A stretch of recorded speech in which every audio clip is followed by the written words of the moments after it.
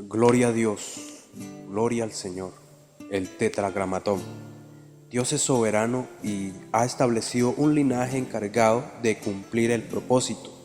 Vemos el caso de los 10 primeros hombres, los hombres santos desde Adán hasta Noé. 10 personas, nombres, dispensaciones, 10 nombres que atribuían profética y espiritualmente el propósito del Señor Jesús.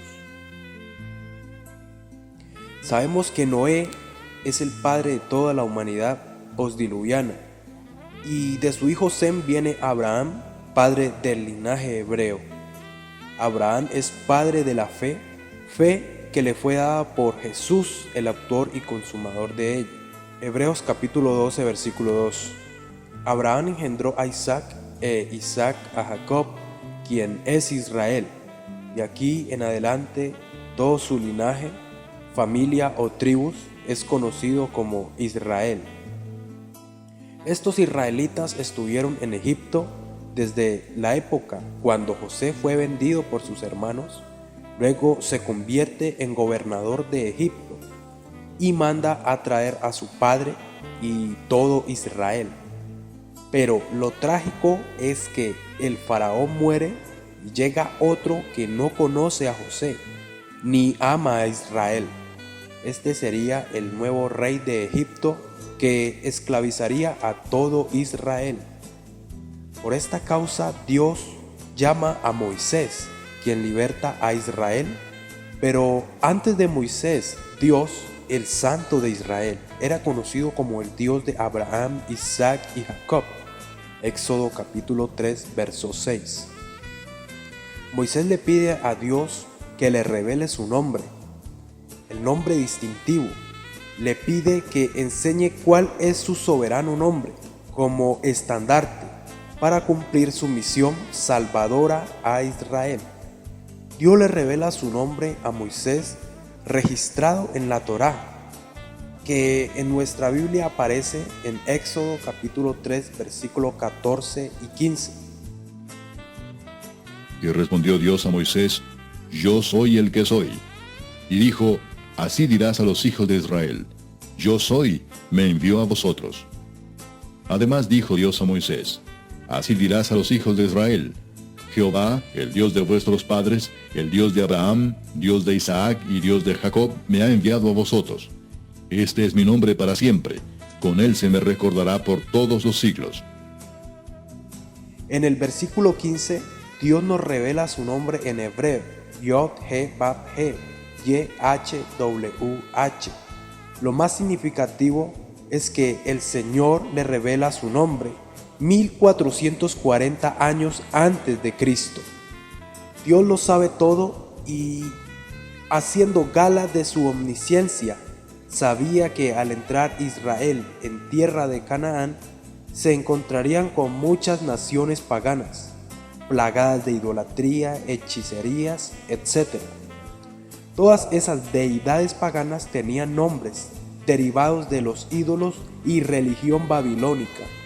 Por esta causa Dios, en su celo y consagración, le reveló a su pueblo su nombre. Con esto Israel entendía que había un solo y único Dios, creador de todas las cosas, que merecía alabanza. El YHWH no eran simples letras muertas, sino que representaban al único Dios desde el siglo XIV a.C. El Dios de Israel mostró su poder y fidelidad a través de los siglos siguientes, y según la Torá, Nevi'im, Ketuvim o Tanaj hebrea, que es el Antiguo Testamento original, el YHWH es el nombre que aparece en ella. Se ha comprobado que el nombre que Dios le reveló a Moisés o el que aparece en la Tanaj se dejó de pronunciar por dos razones. Primero, por el mandato de no invocar el nombre de Dios en vano. Segundo, para que los gentiles no invocaran o profanaran dicho nombre. Porque los hebreos desde Moisés, los jueces, los profetas, los reyes, salmos, etc., nos muestran que no solo invocaban, sino que aparecía registrado en la Tanaj en donde nuestra Biblia nos muestra a Jehová, en realidad era el YHWH, debido a que el hebreo antiguo o paleohebreo carecía de vocales. Esto dificultó su correcta pronunciación y fonética, ya que después del exilio de Babilonia se perdió el valor al hebreo, porque los hebreos adoptaron el arameo, que es alfabética y gramaticalmente similares, pues vienen de la raíz lingüística cananea. Todas estas lenguas semitas son hermanas y el hebreo al arameo son similares con variantes y acentos, así como el español y el portugués. En esos siglos el rey Ciro conocía el nombre, pues Dios así lo quiso y lo usó para que ayudara a reconstruir el templo y para que volvieran los levitas, escribas, sacerdotes, etc. Esdras capítulo 1, versículo 1 y 2. En el primer año de Ciro, rey de Persia, para que se cumpliese la palabra de Jehová por boca de Jeremías, despertó Jehová el espíritu de Ciro, rey de Persia, el cual hizo pregonar de palabra y también por escrito por todo su reino, diciendo: Así ha dicho Ciro, rey de Persia: Jehová, el Dios de los cielos, me ha dado todos los reinos de la tierra, y me ha mandado que le edifique casa en Jerusalén, que está en Judá. En este punto, Esdras, escriba y doctor de la ley, escribe totalmente al arameo o un hebreo arameico, la Torá. Esto en el 538 a.C.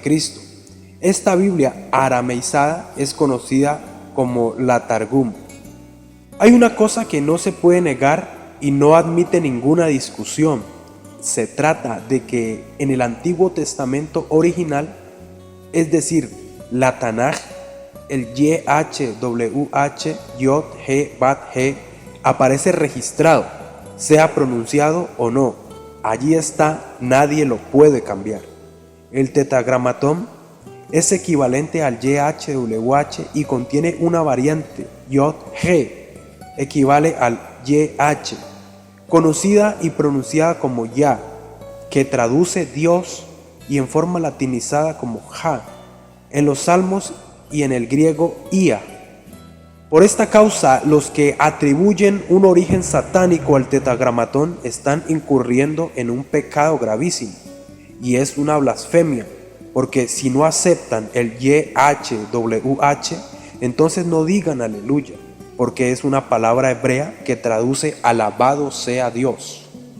Al decir Ya, se está invocando directa e indirectamente a Dios. El Tetragramatón es pronunciado en la palabra compuesta, Alelu traduce alabado sea, Ya traduce Dios, resultando alabado sea Dios. Si le atribuyen un origen satánico al nombre hebreo de Dios, entonces que no sean parciales los que afirman esta tontería sin fundamento. Si afirman esta acusación tan inverosímil, entonces no digan aleluya ni amén. Ahora bien, algunos dicen que el Tetragramatón YHWH es satánico, masónico y de origen pagano, que hay que borrarlo y que es una cizaña del Vaticano. Pero, qué ingenuos y equivocados están. Están en un punto peligroso y siendo tropiezo a muchos que desconocen la verdad. Además, la prudencia no está en ellos. Algo que no se puede negar es que el YHWH es usado por masones, gnósticos, esotéricos, santeros, nueva era, magos, brujos y satanistas. Pero el hecho de que lo usen no significa que venga de ellos. Para entender este último tema tan delicado, vamos desde el principio. Jafet fue hijo de Noé y padre de Gomer. A su vez, Gomer es padre de los galos o gálatas en Galacia, pues vienen de tribus mixtas que contribuyeron en la edad del bronce y la edad del hierro. Eran grandes metalúrgicos, conocidos como los celtas, desde el 1200 al 400 a.C. Lo más relevante es que en su recorrido desde el Medio Oriente hasta lo que hoy es Europa, copiaron y tomaron prestados conceptos culturales, filosóficos y religiosos. Los celtas fueron conocidos también como los bárbaros y fundadores de la gran parte de Europa. Copiaron conceptos del culto al sol, de la adoración a Isis, la agorería oriental y el dragón, copiado a los vikingos, que a su vez lo copiaron de los cineos. Los celtas tenían una élite noble que eran los sacerdotes druidas, encargados de los sacrificios, los rituales, y según ellos eran los amantes y canalizadores de la naturaleza. Veneraban los robles y adoraban al sol. Su doctrina era el control de la naturaleza y los espíritus. Consistía en dominar elementos como el viento. Representaba los espíritus, los buenos para atraerlos y los malos para alejarlos. Además decían que el viento era morada de las hadas, que eran mujeres vírgenes hermosas con poderes o brujas. Aguas representaban la sagrada energía reconstituyente y era indispensable en sus ritos de purificación, curaciones y no faltaba en sus templos. Fuego representaba la manifestación de energía, representaba la presencia de sus dioses y un estado superior al cual celebraban en días de verano, conocido como fuego alquímico. Tierra representaba el dominio de los gnomos, duendes o leprechauns o demonios de tierra. Los que dominaban estos 4 elementos eran considerados maestros de poder o druidas. Estos son los elementos que se representan en la pentalfa o estrella flamífera, que con su punta puesta hacia arriba representa al hombre, en donde se habla del control del hombre a la materia, alejando los malos espíritus. Es un elemento esotérico empleado por muchos magos, brujos, hechiceros. Pero si se invierte la estrella, dice que no aleja los malos espíritus, sino que los atrae y sirve para adorar y pedir favores a Satanás. Pero, hay un pero. ¿Por qué está el tetragramatón en dicha estrella, que es un símbolo satánico?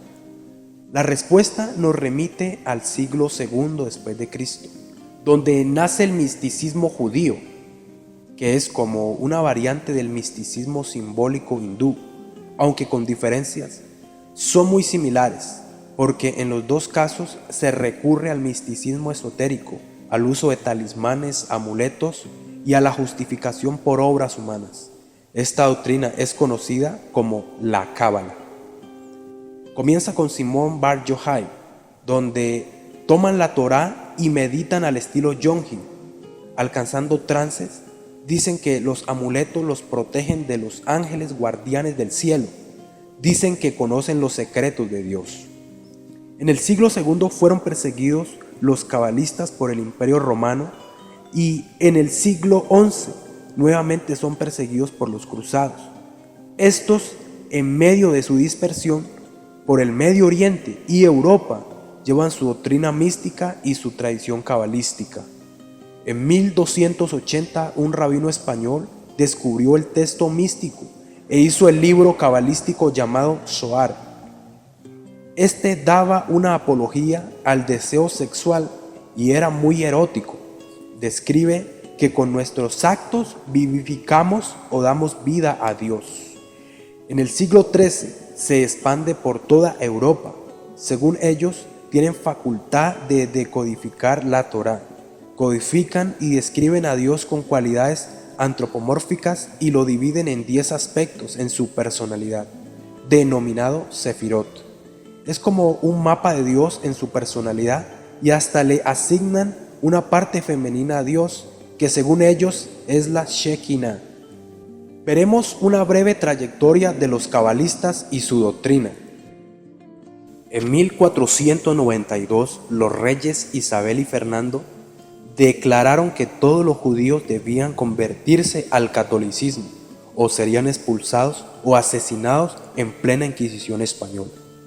En 1560, Isaac Luria de Jerusalén apoyaba el dogma de las vidas pasadas de las personas. Decían que las 5 raíces y personalidades son Adán, Eva, Sem, Cam y Jafet, y que nos dan la esencia.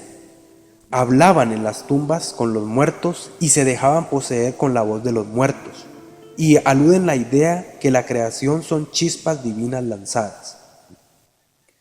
Por cuestiones de tiempo no profundizaré más, pero la idea es clara. Vemos cómo se revelan a Dios y sus mandatos en contra de toda clase de agorería. Deuteronomio capítulo 18, verso 10. No sea hallado en ti quien haga pasar a su hijo o a su hija por el fuego, ni quien practique adivinación, ni agorero, ni sortílego, ni hechicero, ni encantador, ni adivino, ni mago, ni quien consulte a los muertos. En el punto de vista crítico, la palabra de Dios es la única que viene de parte de Dios. Segunda de Timoteo capítulo 3, verso 16. Toda la Escritura es inspirada por Dios y útil para enseñar, para redarguir, para corregir, para instruir en justicia. Dios habló en el Antiguo Testamento por los profetas, pero desde que vino Cristo, Jesús es la única verdad, pues Él es la única voz salvadora, porque el Antiguo Testamento era nuestro ayo, guía o maestro para llevarnos a Cristo. Gálatas capítulo 3, versículo 24. De manera que la ley ha sido nuestro ayo para llevarnos a Cristo, a fin de que fuésemos justificados por la fe. Jesús es la única voz que salva hasta hoy y hasta su venida. No hay más argumentos ni libros, solo Él y su Evangelio.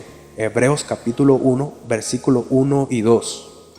Dios, habiendo hablado muchas veces y de muchas maneras en otro tiempo a los padres por los profetas, en estos postreros días nos ha hablado por el Hijo, a quien constituyó heredero de todo, y por quien asimismo hizo el universo.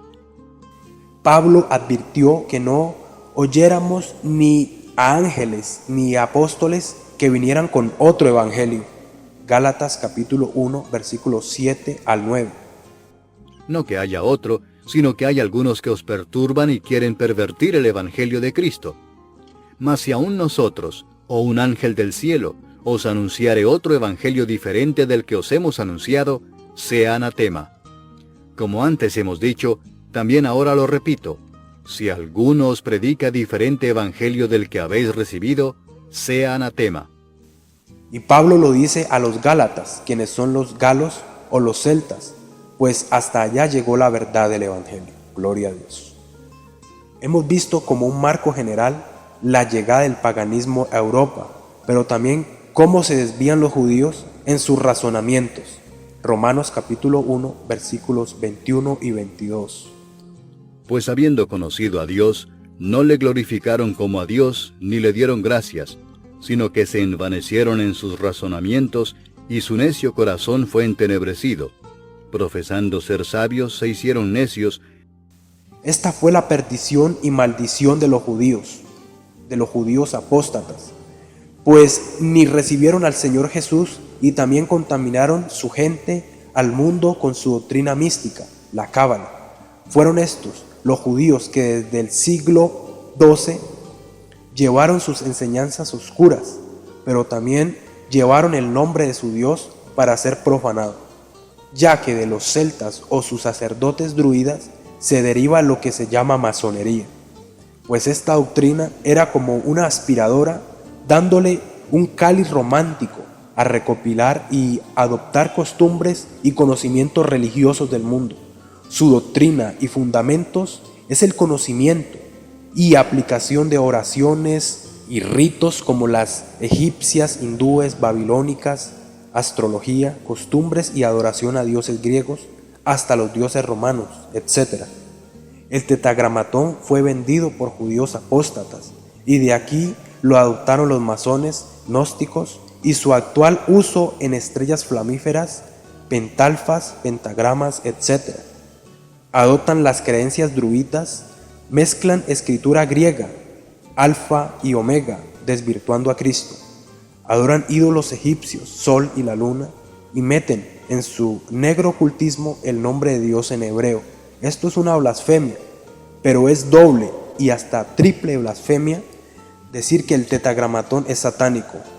Quien esto afirma ignora el plan de Dios, pues ese YHWH impronunciable prometió revelar su nombre pronunciado y Salvador. Isaías capítulo 52, verso 6. Por tanto, mi pueblo sabrá mi nombre por esta causa en aquel día, porque yo mismo que hablo, he aquí estaré presente. Estos ignoran lo que los edificadores han hecho.